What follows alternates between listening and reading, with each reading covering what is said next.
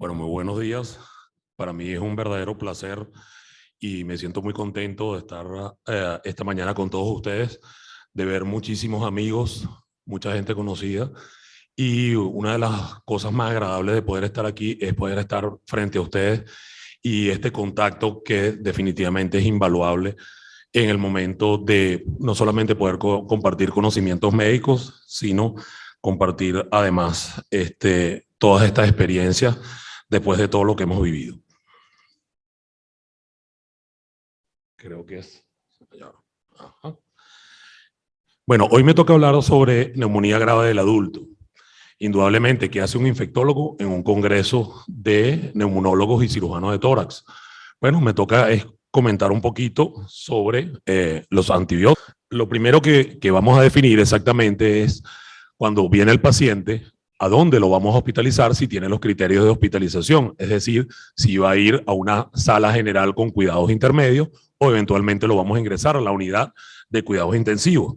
¿Y cómo hacemos eso? Definitivamente, algo que ustedes conocen incluso mejor que yo, que es la utilización de diferentes scores para poder evaluar y estratificar al paciente y ver si la gravedad amerita que el paciente ingrese a la unidad de cuidados intensivos.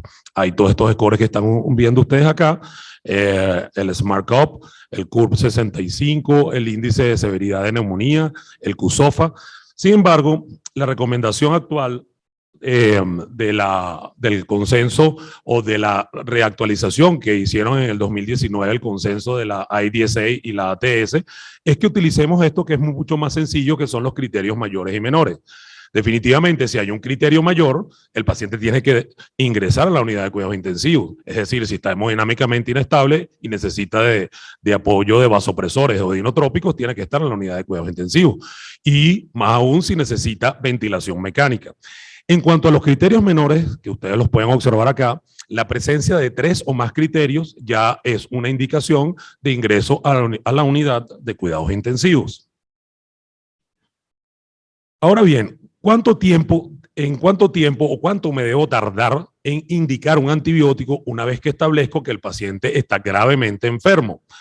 Los estudios desde hace tiempo nos han comentado que es importante al paciente que ingresa a la sala general o a la emergencia indicar el antibiótico por lo menos en un tiempo menor a 4 horas. Y si el paciente está hemodinámicamente inestable y tiene shock séptico, hacerlo en menos de 1 hora. Esto, por supuesto, ha sido correlacionado en términos de mortalidad a los 30 días y definitivamente ha habido una disminución clara de la mortalidad cuando se inician los antibióticos precozmente. Pero una de las cosas más importantes es indicar el antibiótico correctamente, es decir, cuál es el microorganismo al cual nosotros entonces estamos yendo a tratar, en este caso de la neumonía severa. Ok, debo investigar, es decir, debo hacer estudios microbiológicos o tratar de establecer desde el punto de vista microbiológico la etiología de la neumonía grave en el adulto. Sí, la respuesta definitivamente es sí. Todo paciente que tenga una neumonía severa en la comunidad debemos investigar cuál es el microorganismo que está produciendo el problema.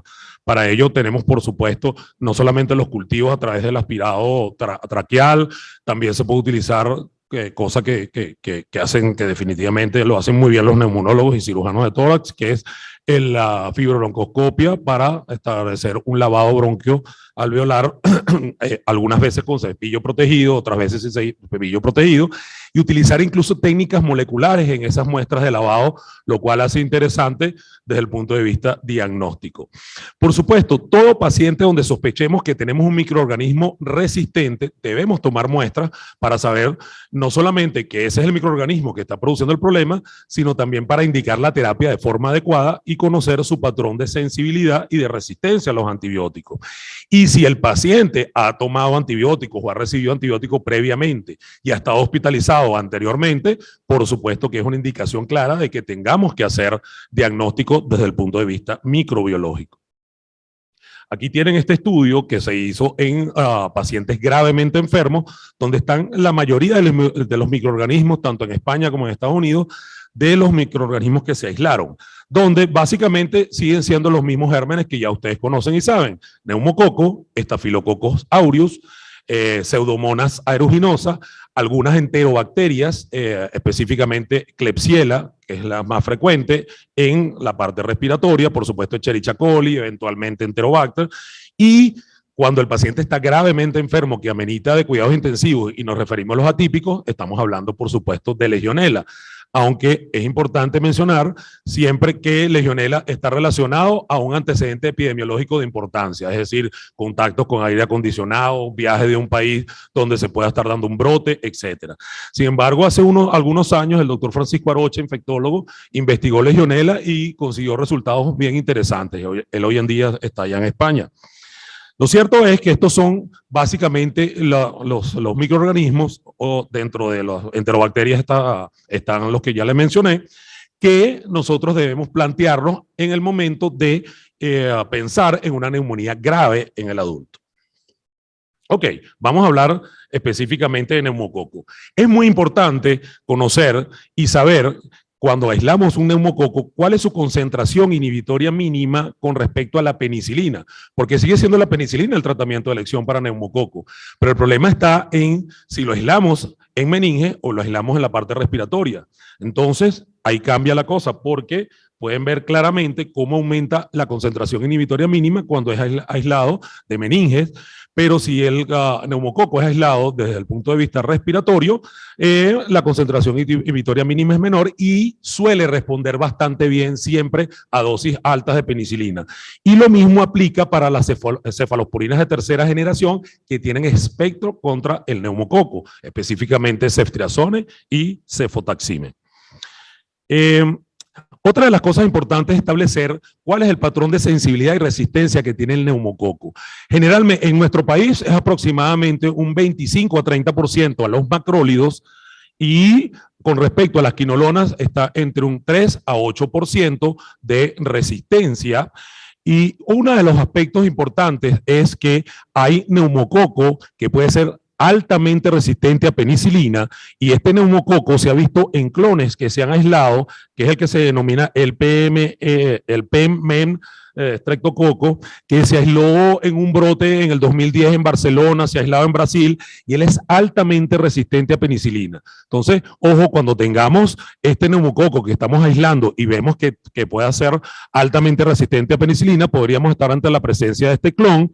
Y es importante tomarlo en cuenta porque va a haber definitivamente falla en el tratamiento si usamos algunos de los beta-lactámicos en el tratamiento de este microorganismo.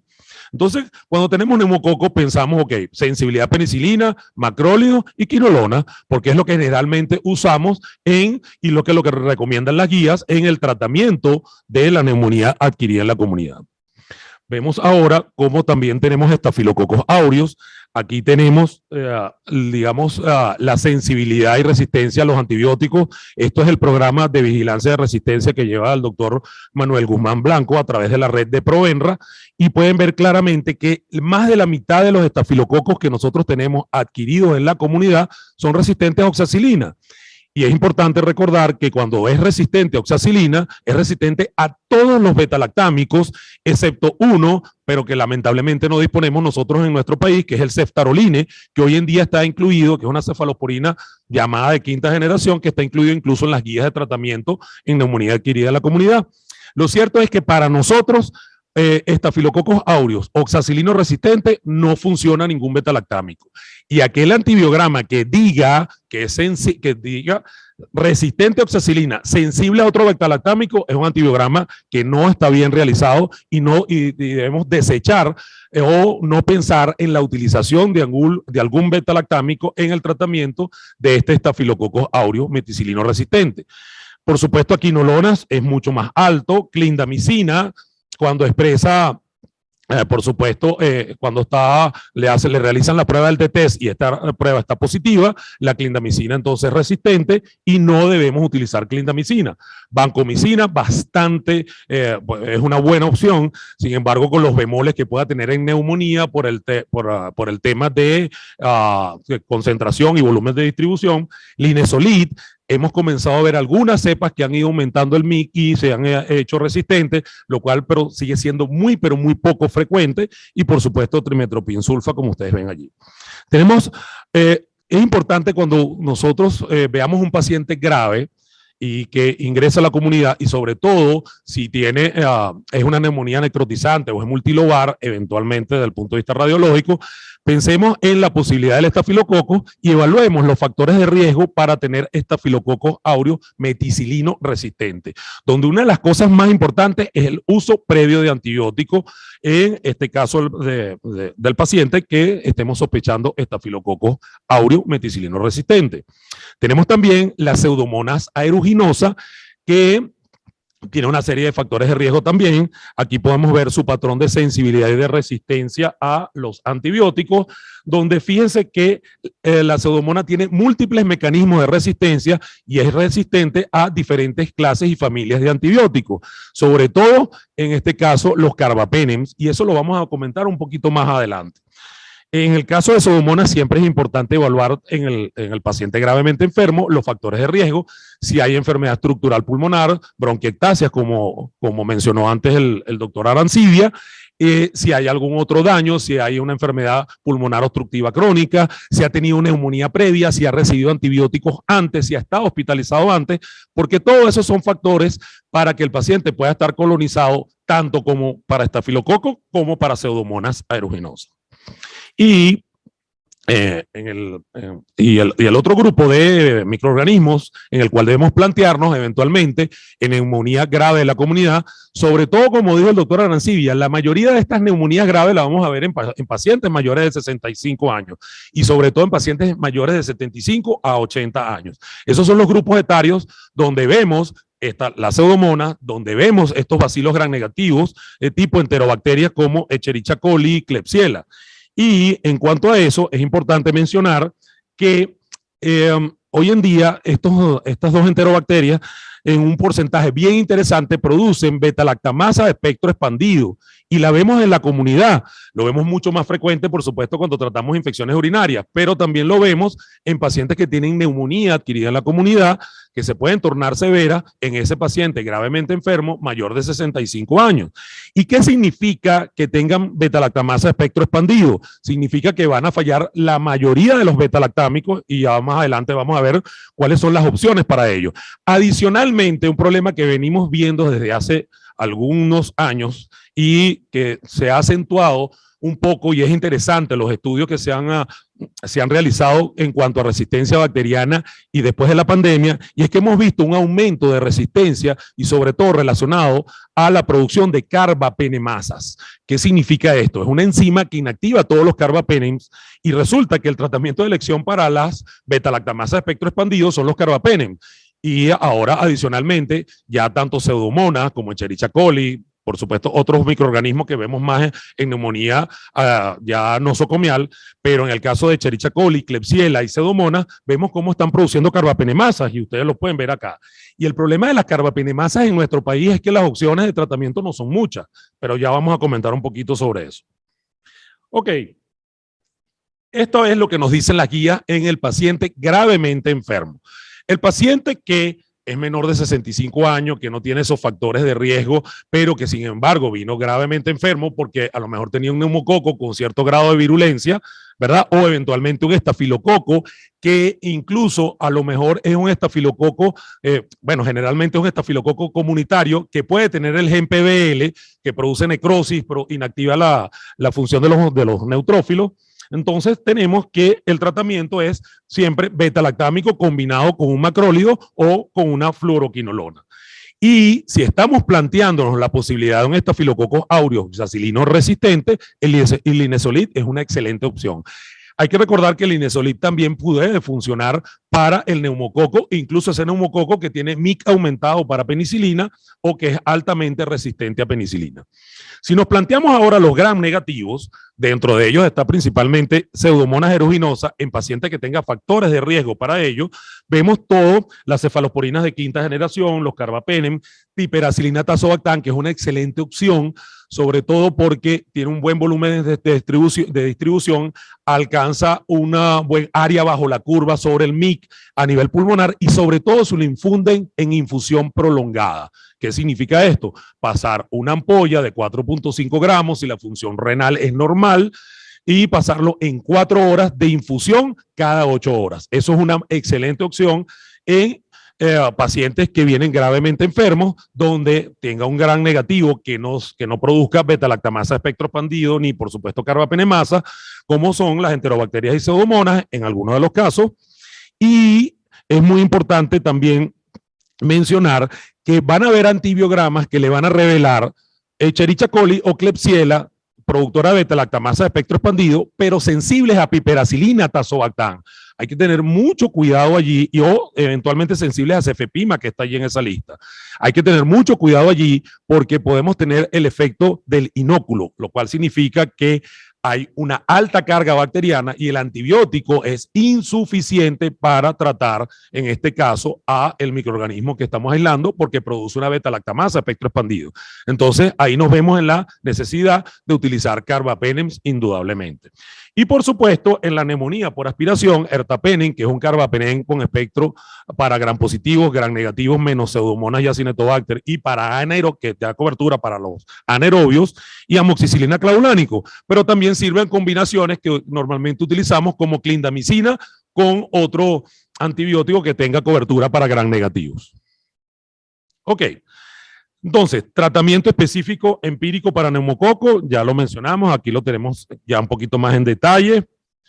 Y un estudio, por supuesto, ya reciente, publicado hace ya unos 2-3 años, el estudio de Shekato, donde establece y sigue comentando lo que ya nosotros de alguna manera venimos manejando desde hace tiempo, que hay menor mortalidad cuando combinamos un beta-lactámico con un macrólido en el paciente al cual esa combinación aplique.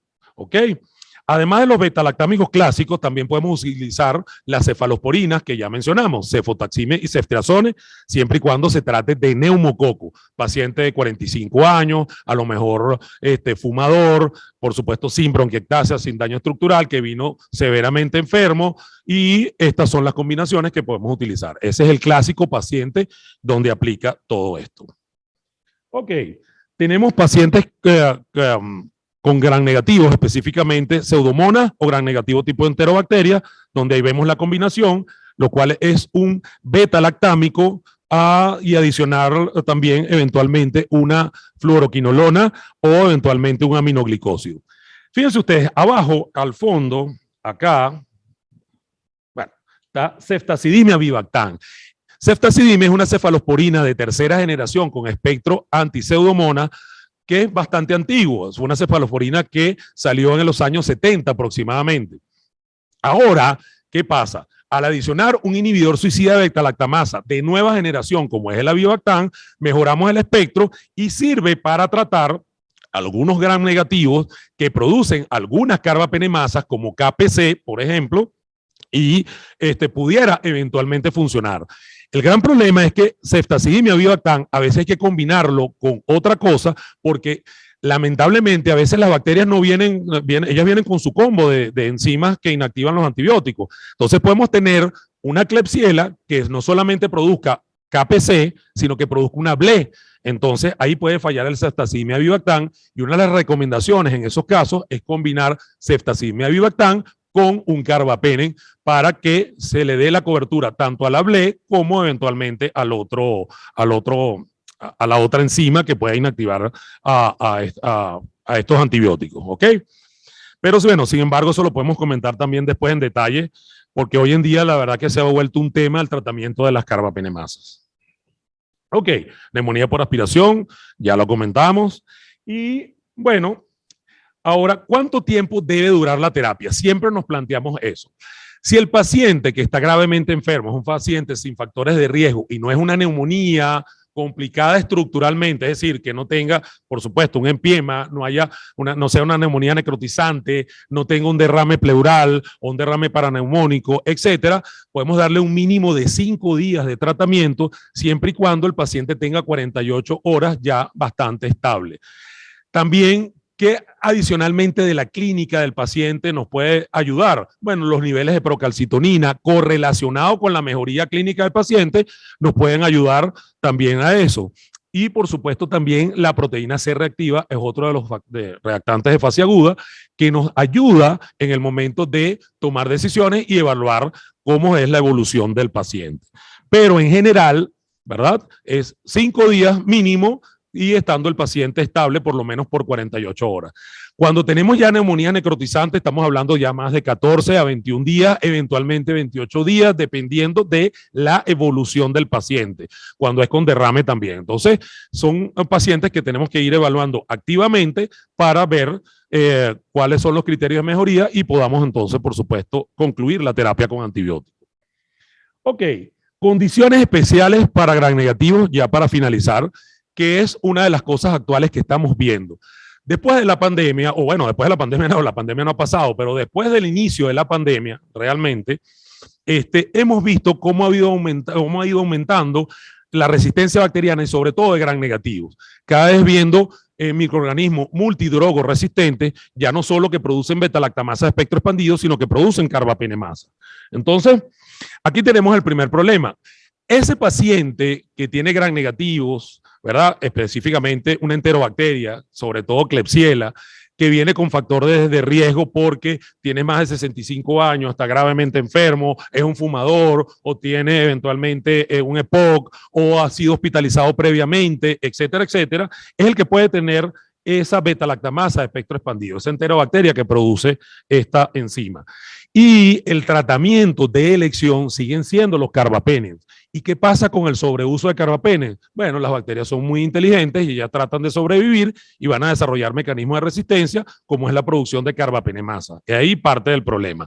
Ahí están otra de las opciones que se pueden eventualmente utilizar, sobre todo en ciertas condiciones, pero en neumonía, definitivamente el tratamiento de una enterobacteria que produce BLE sigue siendo los carbapenems. Hay opciones como combinar o como utilizar tigecyclina, sin embargo, eso no está probado.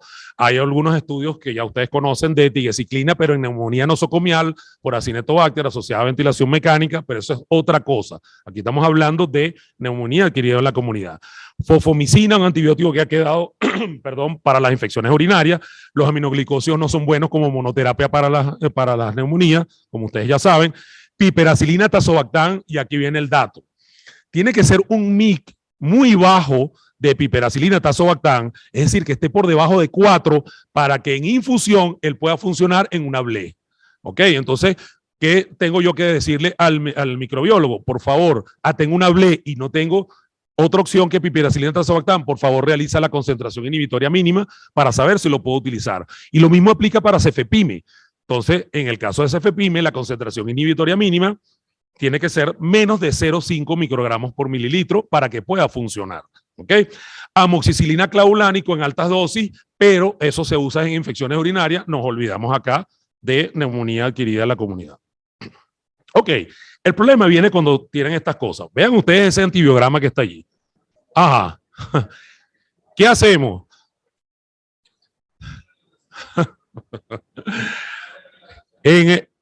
Muchas veces en el hospital llaman al doctor López o a la doctora Fátima y nosotros nos persignamos, ¿no? Ok, tenemos una Klebsiella que está resistente a toda la mayoría de los antibióticos, ¿verdad? Solamente sensible a colistina, lo cual nos hace pensar que tiene una carbapenemasa, ¿ok? Bueno, seguimos, ¿no? Ahora resulta que el paciente no tiene la Klebsiella, tiene esta pseudomona y miren el antibiograma de la pseudomona, la misma cosa, no hay nada a lo que sea sensible. Es más, vámonos a esta otra que está aquí. Ajá, fíjense, Pseudomonas aeruginosa solamente sensible a Astronam. Ya eso me está dando una información. Sin embargo, al final vamos a hacer otro comentario respecto a las carbapenemasas y estas cosas a la hora de hacer diagnóstico. Eso me está diciendo que eso es una metalo-betalactamasa, es decir, es una carbapenemasa tipo metalo, y entonces me voy a ver en la necesidad de utilizar Astronam. Entonces resulta que esa pseudomona no solamente produce esa metalo, sino también produce eventualmente BLE.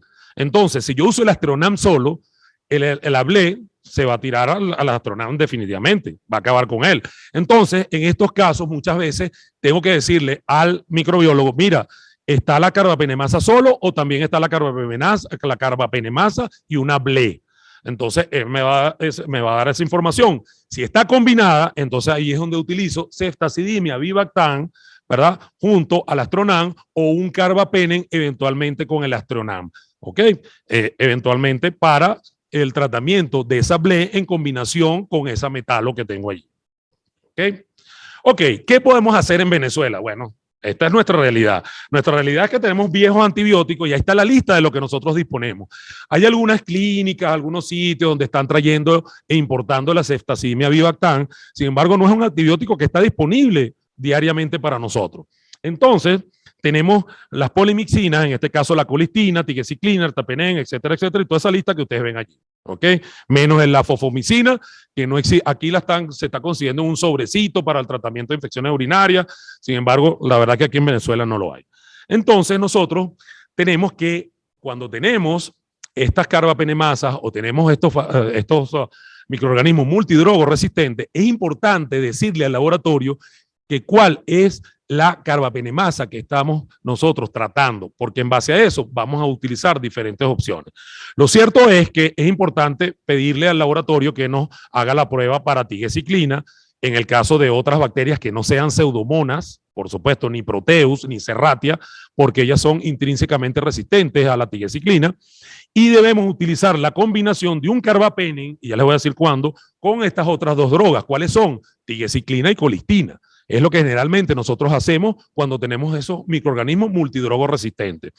¿Cuándo utilizar el carbapenem? Generalmente la recomendación es cuando nos reporten una carbapenemasa, pero con un MIC menor a 8 microgramos por mililitro. Eso es una indicación de utilizar la triterapia combinada. Sin embargo, han habido trabajos donde tenemos esa Klebsiella o esa pseudomonas multidrogo resistente, donde no podemos utilizar tigecyclina, pero vamos a utilizar el carbapenem a su dosis máxima en infusión prolongada en 3 horas para optimizar el antibiótico lo más que se pueda. Y hemos visto en pacientes que tienen un MIC menos de 64, menos de 32, menos de 16 y menos de 8, donde eventualmente pudiera funcionar. Generalmente, muchas veces, estos pacientes hay que utilizar lo que dispongamos y utilizar terapia salvadora, porque lamentablemente no disponemos de otras cosas, como lo que vamos a ver ya más adelante para finalizar. Entonces, el otro problema que estamos viendo actualmente es que las bacterias están desarrollando o han desarrollado también un gen de resistencia a la colistina y han desarrollado resistencia también a la tigecyclina. Y en Venezuela es algo que ya estamos viendo. Ok, entonces ya como mensaje final, es importante decirle al laboratorio que haga un buen diagnóstico, sobre todo en este paciente de neumonía en el adulto grave adquirida en la comunidad, y que nos diga exactamente cuál es la carbapenemasa si la llegásemos a ver. ¿Ok? Afortunadamente esto no es frecuente, solo es ese paciente complicado que ha estado mucho, que tiene reingresos al hospital, que ingresa cada rato y sale de la terapia intensiva. Ese es el paciente que puede tener este problema que le estamos comentando. Entonces, es importante decirle al microbiólogo que por favor nos haga el diagnóstico. Y aquí tenemos la lista de los nuevos medicamentos de los cuales no disponemos lamentablemente. Está la ceftarolina, esa cefalosporina de 5ª generación, que tiene espectro contra el estafilococo áureo meticilino resistente y que tiene espectro contra algunas ble y algunas carbapenemasas. Ceftarolina avibactam mejora, por supuesto, su actividad. Está el ceftazimia avibactam, como ya se lo mencioné. Está el ceftolozane o ceftolozano tazobactam, también, que tiene un espectro muy parecido a ceftazimia avibactam. Plazomicina, un nuevo aminoglicósido. Meropenem avibactam, que es una nueva opción también. Está el cefiderocol, que es un tratamiento que se utiliza de rescate o una recomendación cuando fallan todos los tratamientos a pseudomonas multidrogo resistentes o alguna enterobacteria, sobre todo más para pseudomonas que para las enterobacterias, cuando ya ha fallado todo y es multidrogo resistente y productor de carbapenemasa.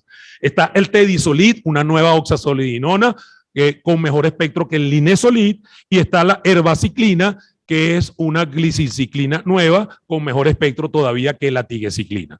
Esos son los nuevos antibióticos, los cuales esperemos pues que la industria farmacéutica de alguna manera, ya que nuestro país no es que ya se arregló, pero que se esté reactivando muchas cosas, ya que se están reactivando muchas cosas, comiencen a traer esto en beneficio de ¿quién? De nuestros pacientes. Muchísimas gracias por su atención.